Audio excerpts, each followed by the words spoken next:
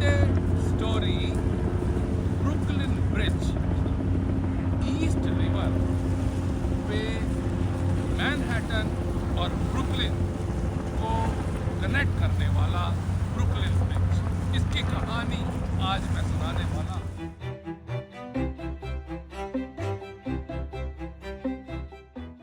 1869 की बात है।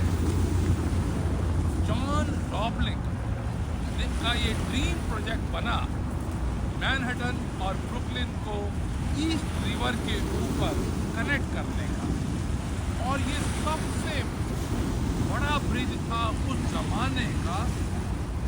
और जब अभी सर्वे चल रहा था तो जॉन रॉबलिंग का पैर किसी चट्टान के साथ टकराया और उनको टेटनस हो गई, और 1870 में टेटनस की वजह से उनका पैर काटना पड़ा, और फिर बीमारी को कंट्रोल नहीं कर पाए और टेटनस की वजह से उनका देहांत हो गया। मगर जो उनका बेटा था वो भी सिविल इंजीनियर था, वॉशिंगटन रॉबलिन, और उन्होंने उस प्रोजेक्ट को, ड्रीम प्रोजेक्ट को आगे ले जाने की रिस्पॉन्सिबिलिटी बना ली। और समय की बात, कुछ दिनों के बाद वॉशिंगटन रॉबलिन को भी डीकम्प्रेशन डिजीज या काइजन डिजीज होती है। काइजन डिजीज का मतलब वो पानी के अंदर जब गए और जब अचानक बाहर आए तो डीकम्प्रेशन डिजीज नाइट्रोजन की वजह से हो गई, और उसकी वजह से पैरालिसिस तक हो गया।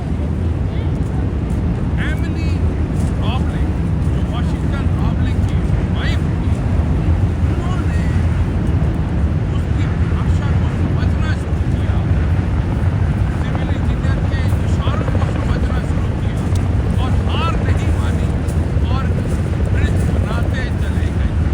और एक समय तो ऐसा आया कि ब्रिज जब बनना शुरू हुआ और अच्छी तरीके से बनना शुरू हुआ तो वॉशिंगटन रॉबलिन की वाइफ एमिली रॉबलिन को सबने फर्स्ट वुमन इंजीनियर समझना शुरू कर दिया। और अल्टीमेटली 14 साल की मेहनत के बाद और इतनी मुसीबतें झेलने के बाद ये ब्रुकलिन ब्रिज बन गया। What is the moral of the story? Moral of the story is, अगर आपके अंदर दृढ़ निश्चय है तो फिर कोई भी मुसीबत रोक नहीं सकती। जॉन रॉबलिन को टेटनस की वजह से 1870 में ही उनका देहांत हो गया, मगर उसके बाद सिविल इंजीनियर उनके बेटे भी वॉशिंगटन रॉबलिन ने बनाना शुरू किया, और जब उनको पैरालिसिस भी हो गया तो एमिली रॉबलिन ने उस प्रोजेक्ट को इस लिमिट तक, इस डेस्टिनेशन तक पहुंचाया। तो जिंदगी में ड्रीम लेना बहुत जरूरी, मगर उसके ऊपर एग्जीक्यूशन करना जरूरी।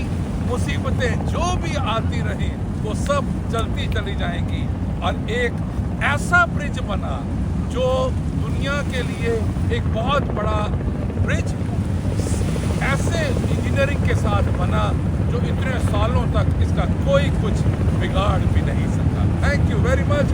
God bless you. Have a nice Sunday.